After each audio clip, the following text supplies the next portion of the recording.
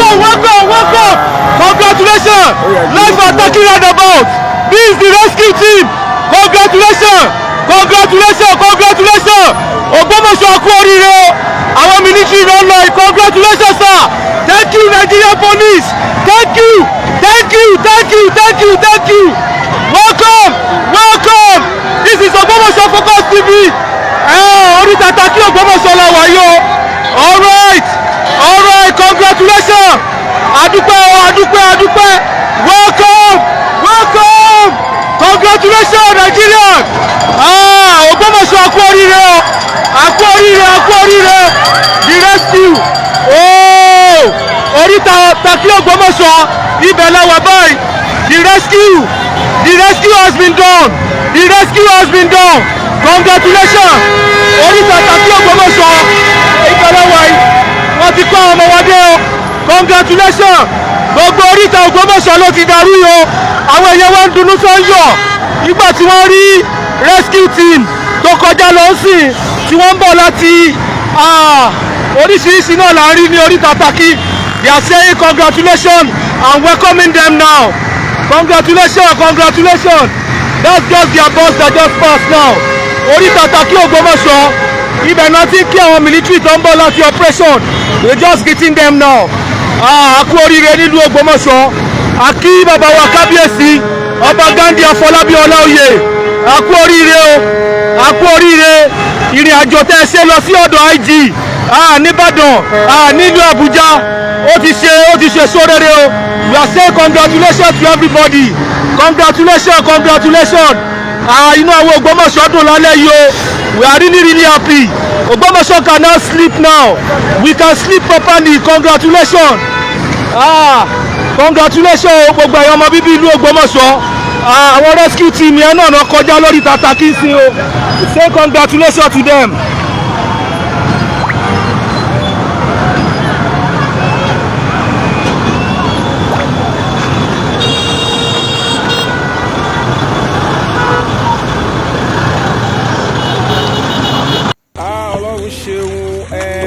Our Father, we are grateful. The President, sir, we are grateful.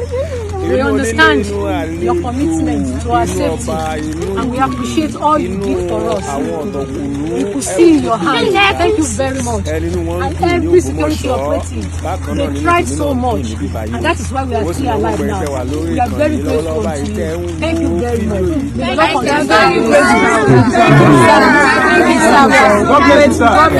Òmìnira náà tí gbogbo àwa ọmọ Nàìjíríà ti ń retí òun ló dé lónìí o.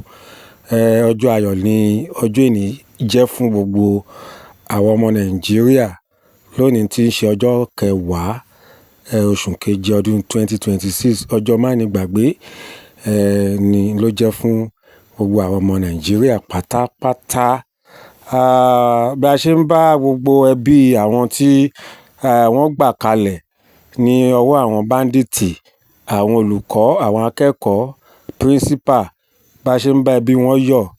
Bákan náà ní ṣaláì kí ìdílé ẹbí Mr. Michael Oyedokun tí àwọn bandit yẹn tí wọ́n pa ní ọjọ́ tí wọ́n wá kó wọn ní ibi iṣẹ́ nílé ìwé.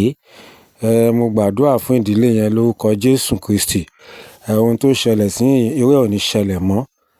Ààyè tí olóògbé fi sílẹ̀, Ọlọ́run á dí ní agbára Ọlọ́run. Ọlọ́run á ṣe bàbá fún yín. Ọlọ́run á ṣọkọ fún yín. Gbogbo ohun tí bàbá olóògbé Michael Oyedokun tí wọ́n lè dúró ṣe fún ìdílé yẹn, Ọlọ́run á ṣe fún yín, á ṣe jù bẹ́ẹ̀ lọ, á tù yín nínú. Àwọn ọmọ tí bàbá yẹn bí, Ọlọ́run á gbé wọn ga. Ọlọ́run á sọ wọ́n di nílá. Wọ́n á jẹ́ èèyàn pàtàkì láyé lórúkọ Jésù. A dẹ̀ dúpẹ́ lọ́wọ́ President wa Bọ́lá Ahmed Tinubu Jagaban. Àdúpẹ́ inú wa dùn. Ẹ ṣèyí fún wa. A mọ̀ lóore. Bákan náà gbogbo àwọn security pátápátá, sójà ni, navy ni, air force ni, police ni, gbogbo ẹlẹ́ṣọ́ ààbò pátá. A dúpẹ́ lọ́wọ́ yín.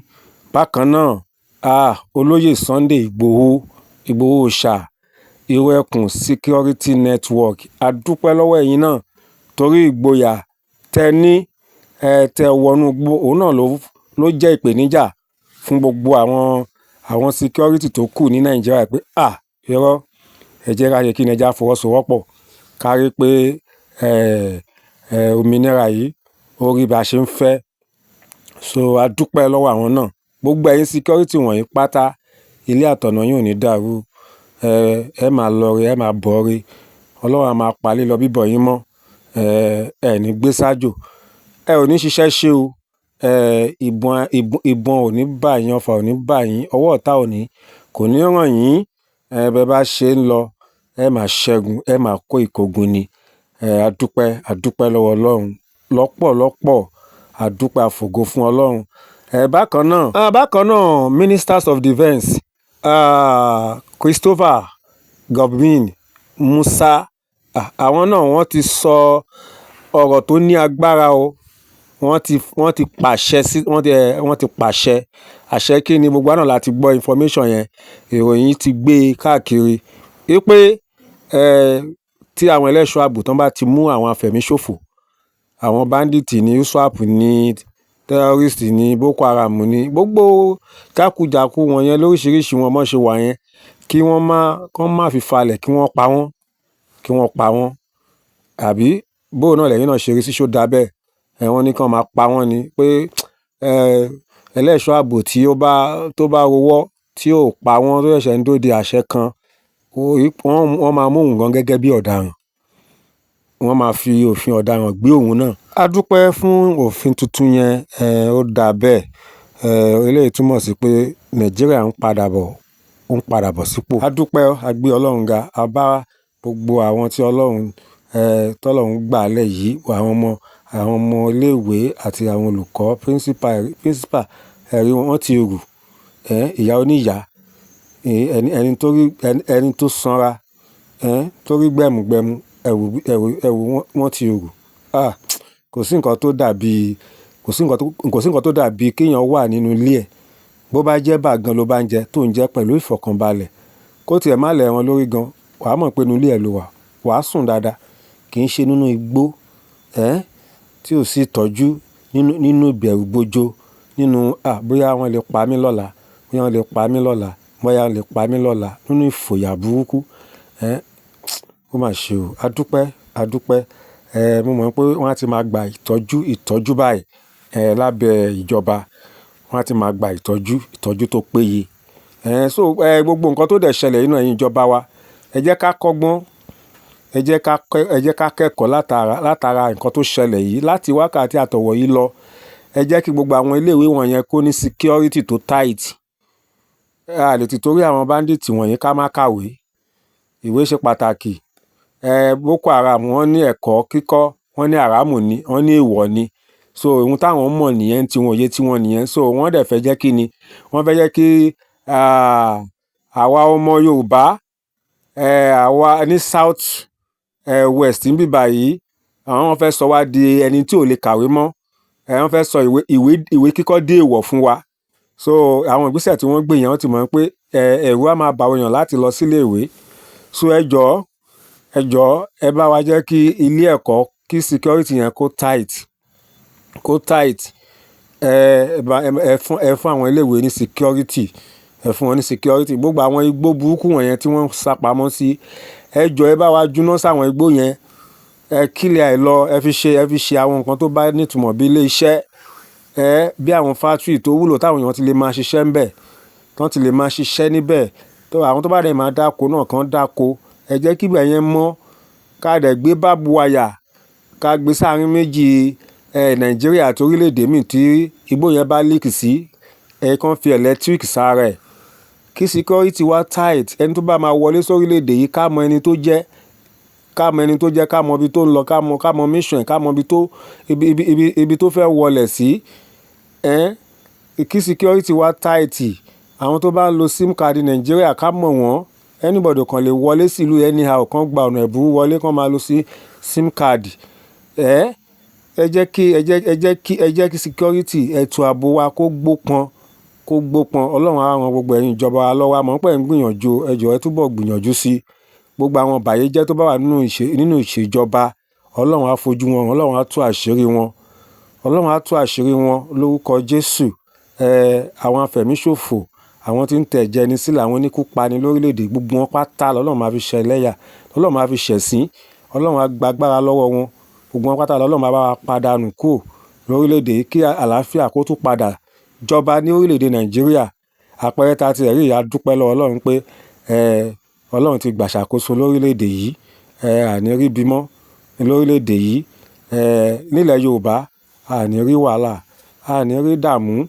Ìfọ̀kànbalẹ̀ á wà fún gbogbo àwọn bàbá wa tí wọ́n ń dáko. Ìfọ̀kànbalẹ̀ á wà fún gbogbo àwọn ìyá wa tí wọ́n ṣe alájàpá, tí wọ́n lọ rajà lóko. Lágbára Ọlọ́run.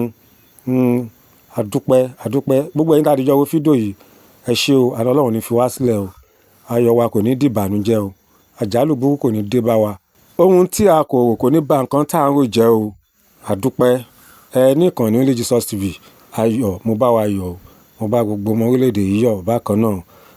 Ẹ jọ̀ọ́ ẹ̀yin tẹ́ ẹ ti subscribe, ẹ bá wa subscribe sí ìkànnì Only Jesus TV. Ẹ encourage wa o. Ẹ jọ̀ọ́ ẹ bá wa subscribe. Ẹ ṣe ń wò lọ́wọ́ lọ́ọ̀kẹ́ tó lọ torí ẹ lè gbàgbé bẹ́ẹ̀ ṣe ń wò yẹn wò sàlẹ̀ yẹn. Ẹ máa rí subscribe button yẹn. Ẹ tẹ̀ kò ń pààyàn lára, kò dẹ̀ gbowó kankan. Kó tó di pé a subscribe. Wá ṣe bá ṣe subscribe yẹn, notification bell yẹn ẹ bá wa tẹ̀ náà so that tá bá ti ní fídíò tuntun á lè ti máa ta wá lólobó. Ọwọ́ tá fi ń tẹ̀ yẹn a ní fi gbọ́mọ sí o. A máa fi gbé nǹkan rere ṣe nínú ọdún yìí. Gbogbo tá bá dáwọ́ yẹn ló máa yọrí sí rere ni. Ẹ ṣeun. Láìpẹ́ a tún padà wá ní àlàáfíà.